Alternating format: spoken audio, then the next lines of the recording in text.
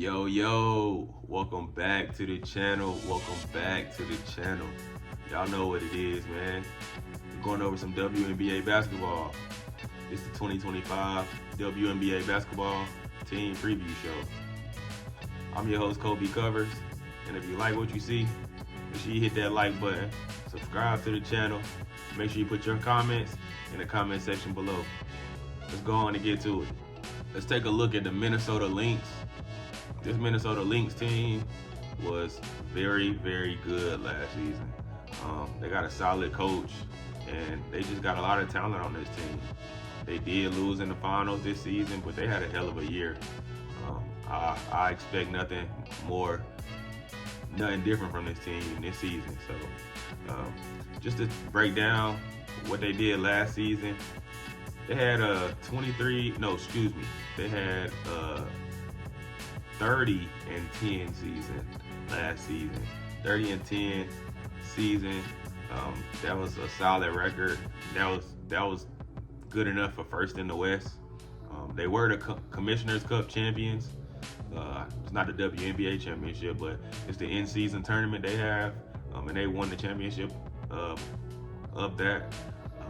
Nafisa Collier was the Defensive Player of the Year this season.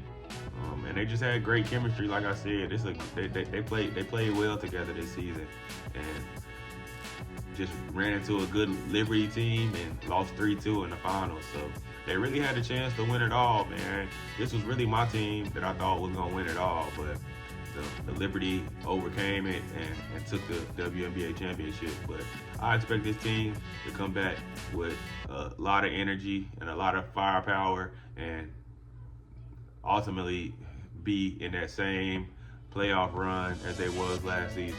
When you look at what they lost, they really didn't lose much, man. They lost somebody to the expansion draft, which I'm not gonna butcher her name, Cecilia Zend.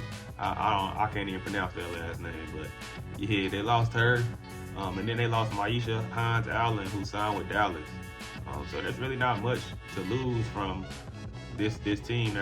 Those weren't really the key guys, I would say, on this roster. So when you look at what they lost, they really didn't lose too much. So like I said, that's a plus on their side. When you look at their new additions, they got it just doesn't do anything but get in more depth on their roster. So it really replaces the two players that they lost. So they really got an even swap for what they lost in free agency. So when you look at who they did get, though, Carly Samuelson, she was traded from Washington. I think that's going to be a good bench player, a good role player on this roster. Then they got Grace Burgers off waivers. So I think what they lost and what they got in return was really like an even swap. So I don't expect anything different from the bench. The bench should be solid again for this team. Taking a look at what they did in the draft, they were able to get 3 draft picks in this draft. They got Anastasia Kosu in the 2nd round. She's from Russia, and that just gives this roster more depth. I don't really know too much about her, but I do know that they'll be able to stash her when roster spots come available, or until roster spots come available. So it'll be that's a good stash draft pick for them. I think it gives them some youth in their roster. They also picked up Dahlia Daniels in the 2nd round from Washington. She brings size to this roster. She could definitely score in the paint, and somebody who can defend. So I think that'll be a solid bench role player for them. Then they got Aubrey Griffin in the 3rd round from UConn. She struggled with injuries in her college career, so I don't know really what to expect from her in the WNBA. She can defend multiple positions and prove that at UConn, but this deep roster is going to be tough to make, so I'm not expecting her to even make this roster. Also, I want to talk about Reagan Richardson. She's from Charlotte, so I got to show love to my fellow Charlotte, North Carolina natives. She did go undrafted. She played at Duke. She was a solid player at Duke, and I just don't understand why she wasn't drafted. She was one of the top players on that Duke roster. She has to improve her ball handling, which she played a lot off the ball at Duke. but in the WNBA, she's gonna have to play more on the ball. She did work out with some some some WNBA players in this off season to improve that ball handling. So hopefully she's able to make this roster. If she's not able to make this roster, hopefully she proves something in the preseason and somebody's able to pick her up and she's able to have a solid career in the WNBA. But I think she was a solid player in college, and I don't understand why she didn't get drafted at all. So hopefully she's able to, if not make this team, make a team and play solid minutes in the WNBA. When we take a look at the key players on this roster, they still had a core. They still had the main guys on this team, or the main ladies, I should say, on this team. And I think they're gonna continue to make that push to win a WNBA championship. They showed improved last year that they had a roster to do it. They showed improved that they had the ability to do it. This was a solid defensive team, a very tough team to get buckets against. Nafisa Collier was the defensive player of the year last year. She can score the ball at will. She can get a bucket at any moment. She was one of the best players in the W this past season, and I don't expect any regression from her. I think she continues to improve and get better and prove that she's one of the top players in this league. You also got Kayla McBride, who is a knockdown shooter. She can get to the mid-range, get to her spots. She's able to distribute as well. And she's another defender that can get stops as well. So I think she continues that. And then you got Courtney Williams, the mid-range assassin. I'm telling you, she's a mid-range assassin, man. She's going to get some buckets in the mid-range. She's going to distribute the ball, get her assist numbers, and she's going to be able to control this team and be that lead point guard on this team. Then you got Alana Smith, who also played good down low, was able to score in the post, able to defend the post well. And I think that continues here. But this is a solid roster right here, and I expect them to be very talented again this season. They still got some good talent that's coming off that bench. Bridget Carlson, you got Natisha Heidemann, good guard to come in the game when Courtney Williams needs a break.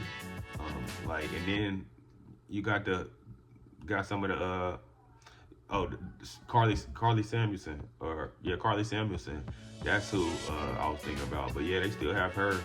They picked up her, and I think she's gonna be a solid piece for this roster coming off the bench, able to give them some good minutes and relieve some of these starters and get them a break. And then I'm very high on this team right here, man. It's the same group that they had from last year, so I don't expect anything different than what we seen last year from them. Yes, they do have a lot of film on them, but at the end of the day, you still gotta play the game, man. You still gotta be able to stop players, and one of the players that's very tough to stop is Nafisa Collier, and she's gonna be a force down, getting to the rim. Defensively, she's a force. Very tough to score on her, and your best player every night is gonna have to deal with Nafisa Collier. So I got high expectations for this team right here. Speaking of my high expectations on this team, my expectations for the season for this group is I don't think it changes from last season. They got a solid coach, like I said before, Cheryl Reeves.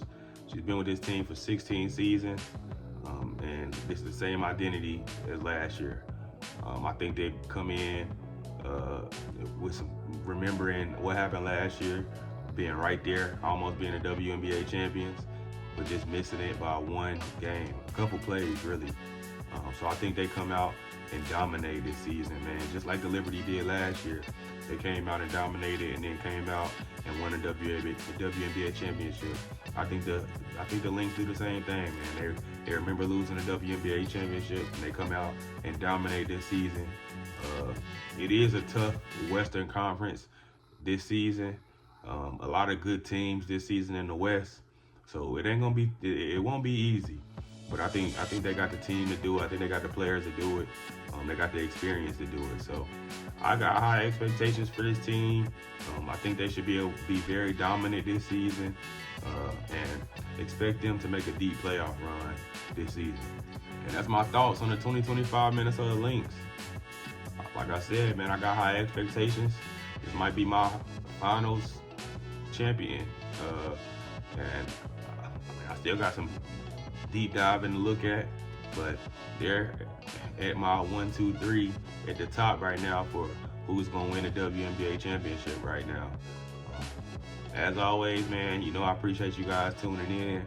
Make sure you hit that like button, subscribe to the channel, and make sure you put your comments in the comment section below.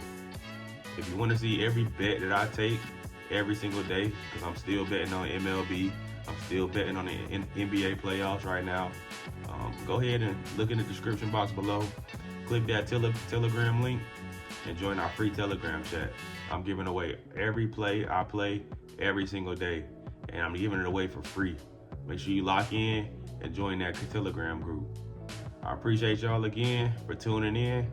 If you are making bets, make sure you bet responsibly, but always stay risky. I'll see y'all on the next one. Peace.